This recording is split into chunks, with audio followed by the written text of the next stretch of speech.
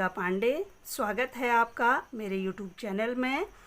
आज के वीडियो में मैं लेकर आई हूँ क्लास 12th पॉलिटिकल साइंस का सेकंड चैप्टर, जिसका नाम है दो ध्रुवीयता का अंत। इसी को इंग्लिश में कहते हैं द एंड ऑफ बाइपोलरिटी। तो हमने पिछले वीडियो में पढ़ा था कि किस तरह से दूसरे विश्व युद्ध के बाद पूरी दुनिया में दो महाशक्तियां उभर कर आई थी। उसमें से एक था अमेरिका और दूसरा था सोवियत संघ। फिर इन दो महाशक्तियों में एक दूसरे से आगे निकलने की होड़ पैदा हुई और इसी के लिए उन्होंने दुनिया के विभिन्न देशों पर अपना प्रभाव बढ़ाना शुरू किया और पूरी दुनिया लगभग दो भागों में बढ़ती जा रही थी। और पूरी दुनिया का विभाजन का जो सबसे बड़ा प्रतीक था, जो शीत युद्ध के दौरान बनी थी, वो थी बर्लिन की दीवार। अब देखिए, ये बर्लिन की दीवार क्या है। यूरोप महाद्वीप में एक देश आता है जर्मनी। जर्मनी की राजधानी है बर्लिन। तो बर्लिन के बीच में एक दीवार बना दी गई थी। दीवार के इस तरफ को पूर्वी जर्मनी है, यहाँ पर सोवियत संघ का नियंत्रण था और यहाँ के जो देश थे वो क्या कहलाए, पूर्वी खेमे के देश।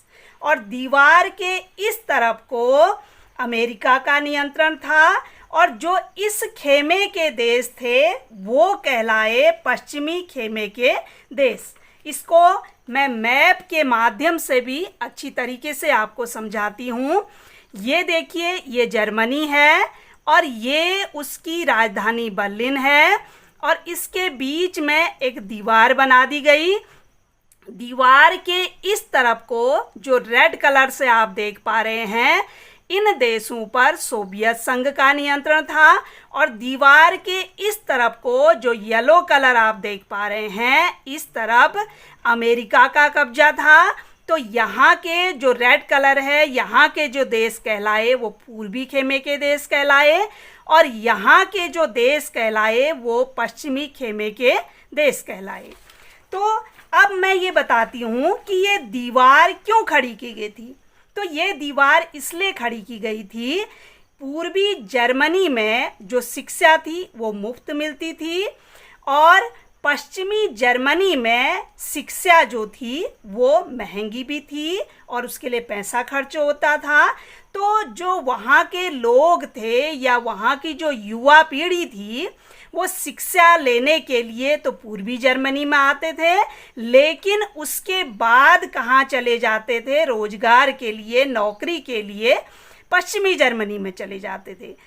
तो दूसरे विश्व युद्ध के बाद जब जर्मनी से दुनिया का विभाजन शुरू हुआ तो कितने डॉक्टर, इंजीनियर या कितने भी व्यवसायी पूर्वी जर्मनी से कहाँ आने लगे, पश्चिमी जर्मनी में आने लगे। वैसे भी पूर्वी जर्मनी के हालात उतने अच्छे नहीं थे जितने पश्चिमी जर्मनी के, इसलिए पूर्वी जर्मनी को नुकसान हो रहा था और पश्चिमी जर्मनी को फायदा हो रहा था। इसलिए पूर्वी जर्मनी ने इसके बीच में बर्लिन में एक दीवार खड़ी कर दी ताकि पूर्वी जर्मनी के लोग पश्चिमी जर्मनी में ना आ सके। इसके बारे में एक बार डिटेल से मैं आपको बताती हूँ। और बर्लिन की जो दीवार थी ये कब बनाई गई थी, 1961 में। किसने बनाई थी, पूर्वी जर्मनी की सरकार ने बनाई थी, जिसकी लंबाई कितनी थी, 150 किलोमीटर थी। और बर्लिन की दीवार पूंजीवादी दुनिया और साम्यवादी दुनिया के बीच विभाजन का सबसे बड़ा प्रतीक थी। अब पूंजीवादी कौन है, ये देश हैं जो पश्चिमी खेमे के हैं, जो अमेरिका के नियंत्रण में आते हैं। और साम्यवादी देश कौन है, सोवियत संघ और उसके नियंत्रण में जो देश आते हैं। पूंजीवादी को कैपिटलिज्म कहते हैं, साम्यवादी को कम्युनिस्ट कहते हैं। अब यह दीवार पश्चिमी बर्लिन को पूर्वी बर्लिन से अलग करती थी, या ये भी कह सकते हैं कि ये जो दीवार है ये पूर्वी जर्मनी को पश्चिमी जर्मनी से अलग करती है। शीत युद्ध के सबसे चरम दौर पर, जहां पर यह लगने लगा था कि युद्ध होगा, तब ये दीवार खड़ी की गई थी और बर्लिन की दीवार ही शीत युद्ध का सबसे बड़ा प्रतीक थी। लेकिन 9 नवंबर 1989 को पूर्वी जर्मनी की आम जनता ने इस दीवार को गिरा दिया था, क्योंकि ये जो इनका एक शहर था, इस तरफ के लोग इस तरफ को नहीं जा पा रहे थे, यहाँ के हालात भी उतने अच्छे नहीं थे, तो यहाँ के लोग यहाँ जाना चाहते थे, इसलिए यहीं की जनता ने इस दीवार को तोड़ दिया था। ये देखिए किस तरीके से, मैं आपको दिखाती हूँ। ये देखिए, ये दीवार है, बर्लिन की दीवार है, और यहीं की ये जनता ने इस दीवार को गिरा दिया है ताकि यहाँ के लोग इस तरफ से इस तरफ को जा सकें। अब जब ये दीवार गिर गई तो दूसरी दुनिया का भी क्या हो गया, पतन हो गया। अब आप पूछेंगे कि ये दूसरी दुनिया क्या है, तो दूसरी दुनिया क्या है, दूसरे विश्व युद्ध के बाद या शीत युद्ध के दौरान जो देश सोवियत संघ के नियंत्रण में आ गए थे, उन्हें दूसरी दुनिया कहते हैं। और इसी में पहली दुनिया किसको कहेंगे, देखिए पहली दुनिया अमेरिका के नियंत्रण में जो देश थे, ये अमेरिका के ग्रुप में जो देश थे, उसे पहली दुनिया कहते हैं। और तीसरी दुनिया किसे कहते हैं, जो एशिया, अफ्रीका और लैटिन अमेरिका के जो अल्प विकसित देश हैं या जिन देशों का विकास अभी नहीं हो पाया है, उनको तीसरी दुनिया के देश कहते हैं। ये देखिए इस तरीके से आप मैप में देख पा रहे हैं, ये जो येलो कलर है ये पहली दुनिया के देश हैं, और जो रेड कलर है ये दूसरी दुनिया के देश हैं, और जो ये ग्रे कलर आप देख पा रहे हैं ये तीसरी दुनिया के देश हैं। तो जब दूसरी दुनिया जब बर्लिन दीवार गिर गई तो उसके बाद दूसरी दुनिया का पतन हो गया। तो दूसरी दुनिया का पतन हुआ तो शीत युद्ध भी क्या हो गया, खत्म हो गया, क्योंकि शीत युद्ध दो ग्रुप के बीच में था, दो देशों के बीच में था, उसमें से एक देश अब क्या हो गया, बिखर गया, टूट गया। और जो जर्मनी अभी तक विभाजित थी वो उसका अब क्या हो गया, एकीकरण हो गया। जब ये दीवार टूट गई जर्मनी बर्लिन की, तो ये जो जर्मनी दो भागों में बटी थी, इसका अब क्या हो गया, एकीकरण हो गया। ये जर्मनी अब एक हो गया, ये विभाजित ना होकर एक जर्मनी हो गया।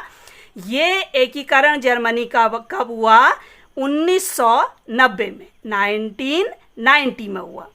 अगला टॉपिक हम पढ़ेंगे सोवियत प्रणाली या सोवियत सिस्टम जिसको कहते हैं।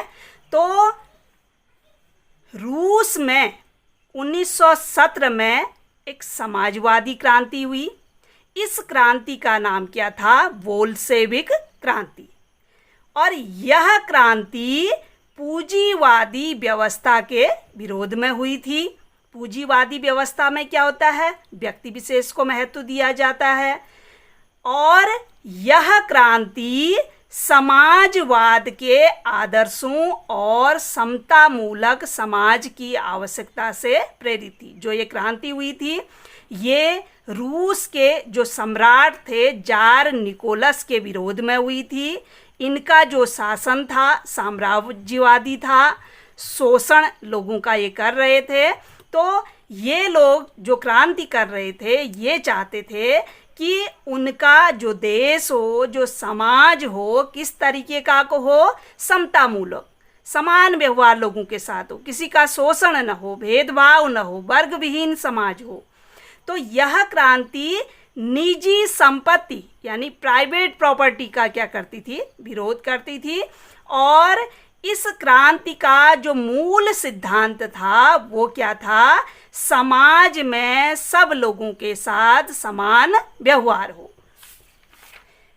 अब देखते हैं 1917 की जो रूसी क्रांति थी उसके बाद जो समाजवादी सोवियत गणराज्य, जिसको हम सोवियत संघ कहते हैं, सोवियत संघ को ही क्या कहते हैं, समाजवादी सोवियत गणराज्य या यूएसएसआर, ये क्या आया, अस्तित्व में आया। 1917 की रूसी क्रांति के बाद ही सोवियत संघ अस्तित्व में आया। ये यूएसएसआर का जो फुल फॉर्म है वो क्या है, union of Soviet socialist republics. अब सोवियत प्रणाली के नेताओं ने सबसे ज़्यादा महत्व किसको दिया था, अपनी पार्टी को दिया था। और यहाँ पर कौन सी पार्टी शासन करती थी, कम्युनिस्ट पार्टी या साम्यवादी पार्टी जिसको कहते हैं, और यहाँ पर कोई भी विपक्षी पार्टी नहीं थी। तो इस क्रांति के बाद जो रूस की क्रांति हुई थी 1917 में, इसके बाद रूसी साम्राज्य को समाप्त कर दिया गया और लेनिन के नेतृत्व में जो दूर दराज के राज्य थे उनको रूस में मिलाया गया और इन राज्यों को सबको मिलाकर क्या बनाया गया, समाजवादी सोवियत गणराज्य यानी सोवियत संघ। सोवियत संघ क्या है, अपने आप में एक देश न होकर 15 गणराज्यों का एक संघ है। तो आज के वीडियो में बस इतना ही। अगले वीडियो तक थैंक यू।